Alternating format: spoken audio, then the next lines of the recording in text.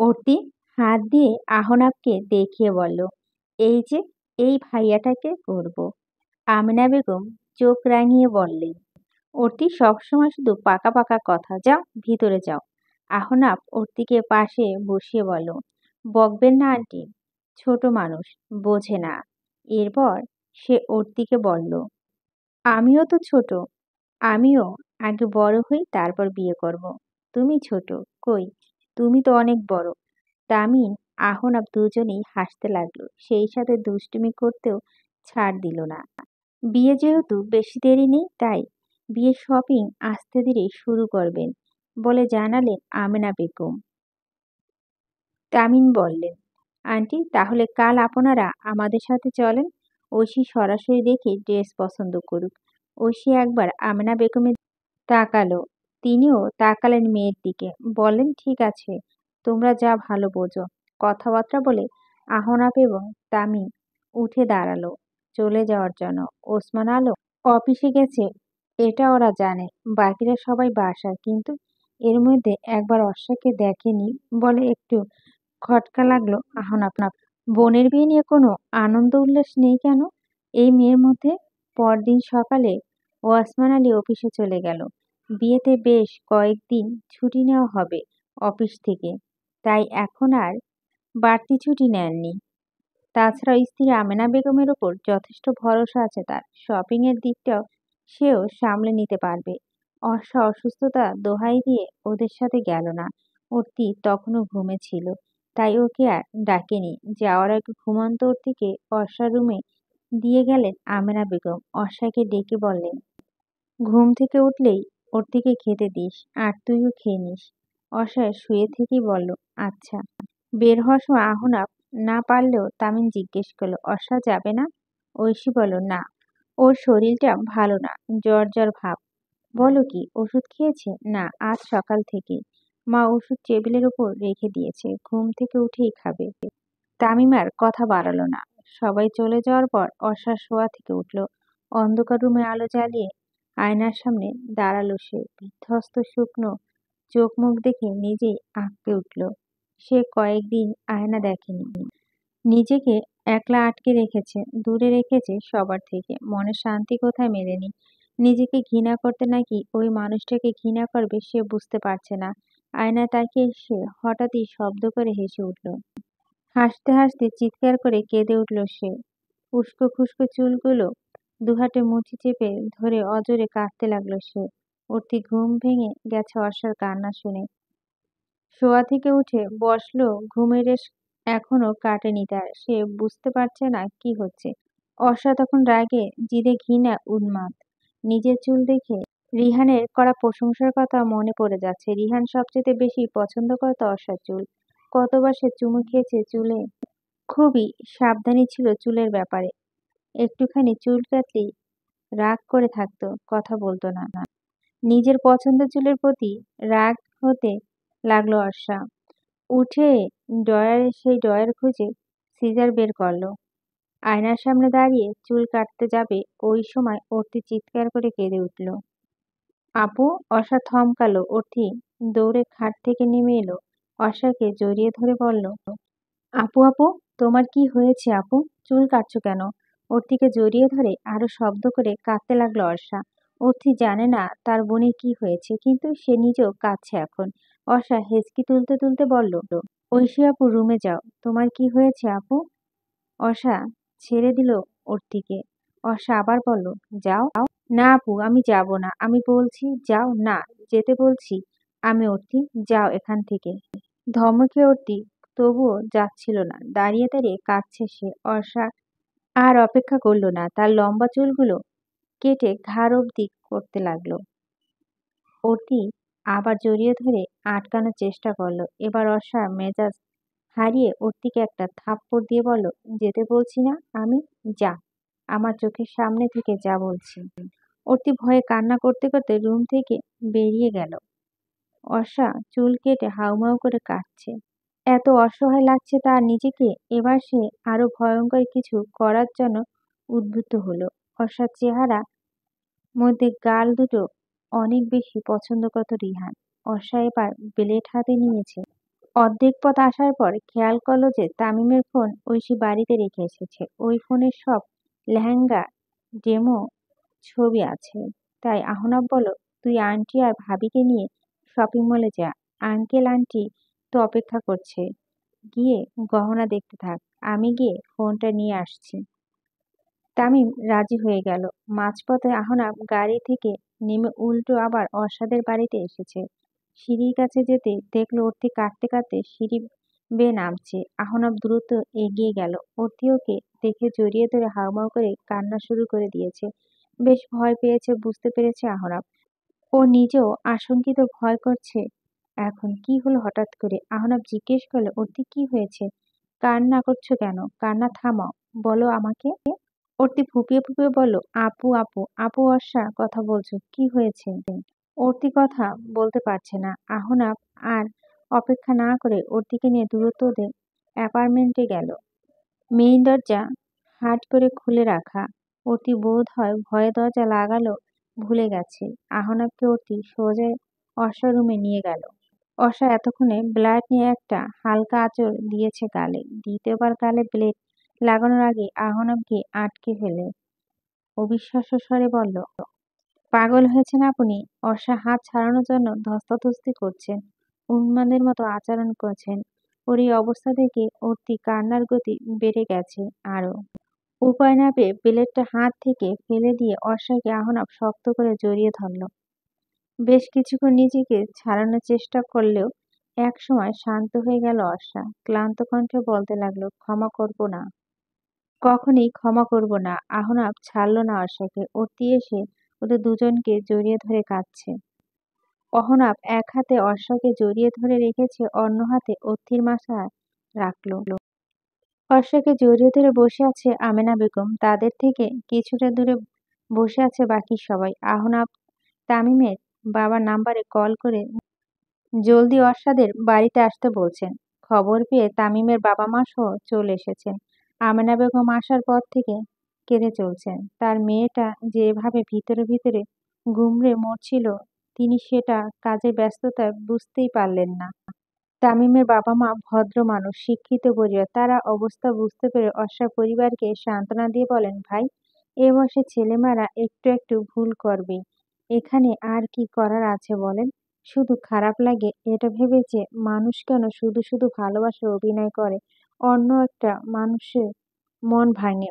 যা হওয়ার হয়ে গেছে, এখন অর্ষাকে সময় দিতে হবে। ওকে এই ট্রমা থেকে বের করে আনতে হবে। সবসময় ওর সাথে থাকতে হবে। প্রয়োজনে একজন মনোবিজ্ঞানীর কাছে নিয়ে যান। তামিম এবং ঐশীর বিয়েটা কয়েকদিন পিছিয়ে দিই আমরা। ভয় নেই, বিয়ে ভাঙবে না। এরকম কিছু আমার মেয়ের সাথে হতে পারত। আর আমার মেয়েটাও কিন্তু ভালোবেসে বিয়ে করেছে। আল্লাহ ওর সহায় ছিল, তাই প্রতারণার শিকার হয়নি। অর্ষা আমার মেয়ের মতোই। একটা ভুলের জন্য কি আমি আরেকটা মেয়েকে কষ্ট দিব? বিয়ে অবশ্যই হবে ইনশাল্লাহ। শুধু অর্ষাকে আগে সবকিছু থেকে বের করে আনতে হবে। তামিমের বাবা তৈয়ব রহমান কথা শেষ হলে ওসমান আলমের চোখ দুটো ছলছল করে উঠল। তার তিন মেয়েকে তিনি সম্ভবত ভালোবাসেন নিজের জীবনের চেয়েও বেশি। প্রথম সন্তান তার মেয়ে হওয়াতে অনেকে চোখ বাঁকা করলেও তিনি সাদরে গ্রহণ করেছিলেন। আদরে আদরে ভরিয়ে দিয়েছিলেন ছোট্ট ঐশী মুখ। এরপরে সন্তান যখন মেয়ে হলো, এতেও বিন্দুমাত্র আক্ষেপ করেননি তিনি। অর্ষাকে কোলে নিয়ে আনন্দ কেঁদে ফেলেছিলেন। বলেছিলেন, আমার আরেকটা জান্নাত। এরপর আর তাদের বাচ্চা নেওয়ার পরিকল্পনা ছিল না। কিন্তু বেশ অনেক বছর পর অর্তি যখন আমেনা বেগমের গর্ভে এলেন, তখনও তিনি বাচ্চা নিতে অসম্মতি জানায়নি। অর্তি আগমনে ছিলেন বেজায় খুশি তিনি। এ যেন ঐশী এবং অর্ষা সাথে অর্তির বয়সের ব্যবধান অনেক বেশি। তিনি তৈয়ব রহমানের হাত ধরে বললেন, আপনার প্রতি কৃতজ্ঞ থাকবো আমি ভাই। রাত বাজে 1:30। আমেনা বেগম দুচোখে ঘুম নেই। ঘুম নেই অর্ষারও চোখে। ফোলা ফোলা চোখে সে তাকিয়ে আছে সিলিং এর দিকে। আমেনা বেগম ওকে জড়িয়ে ধরে রেখেছেন। অনেকক্ষণ চুপ করে থেকে তিনি জিজ্ঞেস করলেন, এত কষ্ট চেপে রাখলি, একবারও বললি না আমাকে? অর্ষা জড়িয়ে ধরল মাকে, সঙ্গে সঙ্গে কান্না করে বলল, মানুষটা ভাবে আমাকে কেন ঠকালো মা? ও তোকে ভালোবাসে না, আমি আগেই বলেছিলাম তোকে। একটা দিনের জন্য ভালোবাসিনি মা। আমেনা বেগম অনেকক্ষণ চুপ করে থাকে, দীর্ঘশ্বাস নিয়ে বললেন, না, যদি ভালোবাসতো তাহলে ছেড়ে চলে যেত না, রেখে দিত তোকে, আলগে রাখতো। আমি মানতে পারছি না। মানতে হবে, আর সবকিছু থেকে নিজেকে বের করে আনতে হবে। কার জন্য কষ্ট পাচ্ছিস তুই? কার জন্য চোখে পানি ফেলছিস? সেই মানুষটা তো দিব্য ভালো আছে। অর্ষা শোন, তুই কাঁদবি না, কারণ তুই ওকে হারাসনি, ও তোকে হারিয়েছে, ও ঠকিয়েছে তোকে। তুই লয়াল ছিলি, তাহলে তুই কেন কাঁদবি? চোখের পানিগুলো জমিয়ে রাখ মা। চোখে পানি এত সস্তা না, সবার জন্য দামি ও মূল্যবান। চোখের পানি নষ্ট করতে হয় না। অর্ষা ফুঁপে ফুঁপে বলল, এত ভালোবেসে কি পেলাম মা, কষ্ট ছাড়া? কষ্ট পাবি না, কষ্ট মনে করবি না। ও যদি তোকে ছাড়া ভালো থাকতে পারে, তাহলে তুইও ভালো থাকতে শিখে নে। তোরা ভালো থাকার অধিকার আছে। আমার কথা বুঝতে পেরেছিস? অর্ষা কিছু বলল না, নীরবে কাঁদছে। আমেনা বেগম ওর চোখের পানি মুছে দিয়ে বলল, বোকা মেয়ে, এত কেন ভেঙে পড়ছিস? মানুষটা যে আমায় ভেঙে গুঁড়িয়ে দিয়ে গেল মা, মৃত্যুর যন্ত্রণা দিয়ে গেল আমায়। কেউ একজন এসে ঠিক তোকে গড়ে নিবে, দেখিস। শুধু নিজেকে এমন ভাবে তৈরি কর যাতে করে তোকে আর কেউ ভাঙতে না পারে। ভেঙে পড়বি না, আল্লাহর ওপর ভরসা রাখ, তিনি সব ঠিক করে দেবে। দেখিস, নতুন করে জীবনটা শুরু কর। পারবি না বল?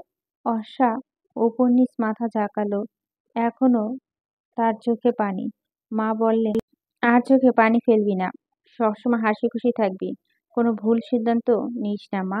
আমরা সব সময় তোর পাশে আছি আর থাকবো ইনশাল্লাহ। অর্ষা প্রত্যুত্তর করল না, মায়ের বুকে মুখ লুকিয়ে নীরবে কাঁদতে লাগলো। আমেনা বেগম বলল, আমি যেন আর তোকে কাঁদতে না দেখি। কাঁদতে কাঁদতে ক্লান্ত হয়ে মাকে জড়িয়ে ধরে নিদ্রায় শহরে পা রেখেছে অর্ষা, কিন্তু তখনও ঘুমায়নি আমেনা বেগম। তার মেয়ের বুকের ভিতর অশান্তির প্রভাব তার মনে পড়ছে। ঘুমন্ত অর্ষার মুখের দিক তাকিয়ে তার বুকটা চিনচিন করে উঠল। মেয়েটা ভেতরকার হাহাকার যেন কান্না গালে চিটচিটে ভাবে প্রকাশ পেয়েছে। তার আদরের মেয়েটা কেউ এমন ভাবে আঘাত করতে পারল? বুক কাঁপল না একবারও। তিনি আলতো করে ঘুমন্ত অর্ষার গালে হাত রাখলেন, দীর্ঘশ্বাস নিয়ে বলেন, খোদা, আমার মেয়েটাকে সকল দুঃখ তুমি মুছে দাও। শীতের প্রকট পেরিয়ে সকাল। আজ সোনালি মিঠে রোদ্দুর উঠেছে। অর্ষার ঘুম ভাঙে রোদ্দুরের আলিঙ্গনে। আমেনা বেগম রোদ উঠেছে দেখে সকাল জানালার পর্দা সরিয়ে দিয়েছেন। থাই গ্লাস ভেদ করে মিঠে রোদ্দুর আবেশে অর্ষা উঠে বসল। কিছুক্ষণ ঝিম মেরে বসে থাকার পর তার রিহানের কথা মনে পড়ে যায়। সাথে সাথে বুকের ভেতর তার ব্যথা শুরু হয়। মনের ওপর অশান্তির প্রভাব অনুভব হয়। ঠোঁট ভেঙে কান্না চলে আসে। সেই সাথে মায়ের বলা গতরাতের কথাগুলো মনে পড়ে যায়। হু হু করে কাঁদতে কাঁদতে সে দু চোখে পানি মুছতে থাকে আর অনবরত বলতে থাকে, আমি কাঁদবো না, কাঁদবো না, কাঁদবো না, আমি আর কাঁদবো না। চোখ সেই বারণ শোনে না। কান্না থামানোর আপ্রাণ চেষ্টা করে অর্ষা বড় বড় শ্বাস নেয়। পর মুহূর্তে দুহাতে মুখ ঢেকে অজরে কাঁদতে কাঁদতে বলে, প্লিজ আল্লাহ, হেল্প মি। কিছুক্ষণ পর তার কান্না কমে আসার পর সে ওয়াশরুমে গিয়ে ফ্রেশ হয়ে আসে। আমেনা বেগম এসে খেতে নিয়ে গেছে। খাবার তার গলা দিয়ে নামছে না। মাকে সন্তুষ্ট করতে সে অল্প কিছু খাবার খেলো কষ্ট করে। ওর থেকে আর্ট, পেপার, রং তুলি এসব নিয়ে কোথায় যেন দেখে অর্ষা জিজ্ঞেস করলো, কোথায় যাস? অতি উত্তর দিল, ছাদে যাই আপু, দেখো আজ কত সুন্দর রোদ উঠেছে। তোমরা কি খাওয়া শেষ? তাহলে তুমিও আমার সাথে আসো। অর্ষা মায়ের দিকে তাকাতে মা বলল, যা, আমিও হাতের কাজ সেরে তারপর আসছি। খাবার নিয়ে যা, ছাদে বসে খাবি আর ছবি আঁকা দেখবি। অর্ষা খাবার নিয়ে এলো, খেলো না। প্লেটটা রেলিং এর উপর রেখে একপাশ চেয়ারে চুপ করে বসে রইল। অর্থি অন্য পাশের ছবি আঁকতে বসে সে। সে তার বয়সের তুলনায় খুব বেশি সুন্দর ছবি আঁকে। তবে একটা সমস্যা আছে, কারোর সামনে অর্থাৎ কেউ তাকিয়ে থাকলে সে আঁকতে পারে না। অদ্ভুত হলেও এটা সত্যি। অর্ষা কিয়ৎক্ষণ নিশ্চুপ থেকে বলল, অতি, একটা পেইপার দে তো। আর একটা রং পেন্সিল। অতি কোনো প্রশ্ন না করে একটা পেপার আর রং পেন্সিল দিয়ে আবার নিজের জায়গায় চলে গেল। অর্ষা কিছুক্ষণ কাগজে আঁকা বুকি করল। এরপর কাগজটাকে প্লেন বানিয়ে উড়িয়ে দিল। যদি উড়ে বেশি দূর যায়নি, বরং নিচে পড়ে গেছে। কোথা গিয়ে পড়েছে দেখার আগ্রহ বোধ করল না সে। অনেকক্ষণ পর একবার সে অতির দিকে তাকালো। অতি মনোযোগ দিয়ে সাদা কাগজটার দিকে সে চুপ করে বসে থাকলেও তার মাথায় নানান ধরনের চিন্তা ভাবনা ঘুরছিল। কথা আছে, অলস মস্তিষ্ক শয়তানের কারখানা। বর্তমানে অর্ষার সাথে এমনটা হচ্ছে। দুশ্চিন্তায় সে ভিতর থেকে নিঃশেষ হয়ে যাচ্ছে। আমাকে যে দিল মৃত্যুর যন্ত্রণা, তাকে পড়িও খোদা তুমি সুখের মালা। লাইনটুকু শুনে অর্ষা চমকে পিছনে তাকালো। তার আঁকাবুকি করা সেই প্লেনটা এখন আহনাফের হাতে। আহনাফ বলা লাইনটাও তারই লেখা। নিশ্চয় নিচে তার সামনে পড়েছিল। আহনাফ দু কদম এগিয়ে আসলো, অন্য একটা চেয়ার নিয়ে বসলো অর্ষার মুখোমুখি। বলল, এটাই ভালো হওয়া উচিত নয়? মানে? প্রশ্ন করল অর্ষা। এই যে আপনি যেরকম উদার মনের, যে আপনাকে মৃত্যুর যন্ত্রণা দিয়ে গেছে, আপনি খোদার কাছে তার জন্য সুখ প্রার্থনা করেছেন। হ্যাঁ, করেছি। কেন করেছেন? আমি তার মতো নই তাই। সে আমাকে ভালোবাসেনি, কিন্তু আমি তো বাসি। এখন অর্ষা চুপ করে আছে। আহনাফ বলল, একটা কথা কি জানেন? প্রতারককে ভালোবাসা দিতে নেই। যেই মানুষ আপনাকে ভেঙে চুরে যাবে, সে শুধু আপনার ঘৃণাটুকুই ডিজার্ভ করে, ভালোবাসা নয়। আমায় নিয়ে আপনি কেন এত ভাবছেন? আহনাফ কয়েক সেকেন্ড মৌন থেকে বলল, কারণ আমিও আপনার মতো একজন ভাঙা মনের মানুষ। তাই আপনার কষ্ট হয়তো আমি একটু হলেও অনুভব করতে পারছি। অর্ষা চুপ করে রইল। আহনাফ বলল, এভাবে নিজেকে শেষ করা তো কোনো মানে হয় না। কলেজে যাওয়া শুরু করুন, ক্লাস করুন, ফ্রেন্ডদের সঙ্গে হ্যাং আউট করুন। আর এর মাঝে শুধু ৫ বার আল্লাহর সঙ্গে সাক্ষাৎ করুন। নিজের মনের কথা, দুঃখ কষ্ট সব তাকে বলুন। দেখবেন নিজেকে হালকা লাগছে। অর্ষা তীক্ষ্ণ দৃষ্টিতে তাকিয়ে আছে। আহনাফের মৃদু হেসে বলল, অন্য কিছু ভাবছেন না? আমি আপনার শুভাকাঙ্ক্ষীর মতোই আপনার ভালো চাই। যে কোনো সময় বিপদে আমি আপনার পাশে থাকতে চাই, একজন বন্ধু হিসেবে।